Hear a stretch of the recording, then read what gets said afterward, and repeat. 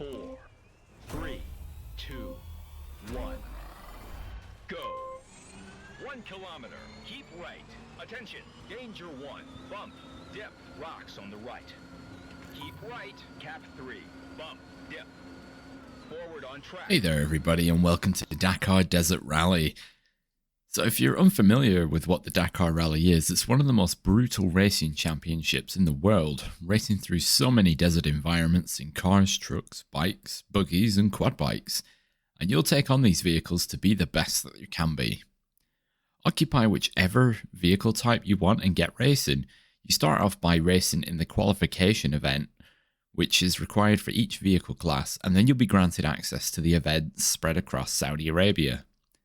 The competitions are split into multi-stage events, and the winner at the end is the driver with the quickest time across all of the stages combined, and there are no points awarded for finishing in first place, for example. Your finishing time will receive penalties if you miss navigation gates or if you have to reset your vehicle. And you will also lose time if you have to stop and repair your vehicle, because every bump and scrape, you will incur damage. For instance, after several collisions to the front of my Audi racing car, I severely cracked the windscreen, and then on the next bump, the windscreen popped out. Do not think that only you will have issues with damage and crashes though. The AI will definitely have incidents. Here is a snap from my truck qualification race, so the other competitors aren't on rails like some other racing games.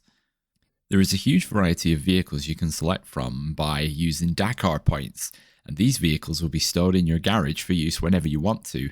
You can earn bonus vehicles by obtaining first place in an event with every vehicle type, which we'll go through now. The rally cars have been racing in the Dakar for the longest time. They're fairly stable, durable, and I'd wager the easiest to drive, though with their bulk comes some overtaking difficulties in narrow areas. If you prefer to drive in first person, get familiar with the headlight and windscreen wiper controls, as you will definitely need them. The trucks are the biggest vehicle, but they can shift like something off a shovel. However, be aware that they have a very high centre of mass, so be careful when trying to corner at speed. As with the cars, you'll want to familiarise yourself with the headlight and wiper controls. The dirt bikes are very fun, and there's no co-pilot here, so there's nobody to read out all the pace notes, so they're just on the dashboard in front of you if you're in first person. It can be very easy to oversteer into corners, spinning yourself out if you're not careful, so be sure to feather the gas. Always be aware that because it is a bike, you can fall off it, which will reset you back to the previous navigation gate. Quad bikes are very similar to the dirt bikes, with no co-pilot and the ability to fall off during a crash. Tussling with other racers with this vehicle definitely isn't advised. Buggies are sort of a hybrid between the quad bike and the car. They don't have a windscreen. They can be a little bit fiddly to drive, but overall they're not too bad. But quad bikes are probably my least favourite vehicle though, but they're probably the favourite of some others. There's no windscreen, so you don't have to worry about, being dirty in first person. But if you collide with drivers, it can go wrong pretty darn quickly. And even in some cases where I was just driving along straight, it just lost control and fell off. There are a variety of camera angles to choose from, even being able to drive from the view of the co-pilot position or a helicopter tracking camera that's a little harder to control from. I prefer first person, and honestly, it's not a bad view unless you're right behind somebody because it's throwing up all the dust. So a bit of advice, don't just tailgate all the time because they'll turn and you'll plow into a rock. The Dakar Rally isn't a contact sport, but collisions are inevitable. Other vehicle classes may also be present on the same event as you, so you've got to be aware for that, and you'll definitely get a bit of a rush when you're on your dirt bike trying to pass through a racing truck through a narrow pass.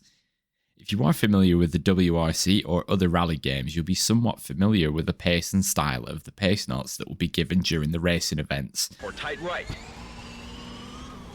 Now, cap 239, off-road. 1 kilometer, prepare for tight left. Though if you are new, you'll definitely want to at least have a look through the key notes in the Pacenotes, which can be accessed just before a race, as you can review the notes, especially for that event. And the more you race, the more you will get used to what the notes mean and represent. There are 3 difficulties to select from. You have Sport, which shows you specifically where to go with arrows and big nav beacons, and you can reposition the car. AI is less competitive and the repair costs are at the lowest.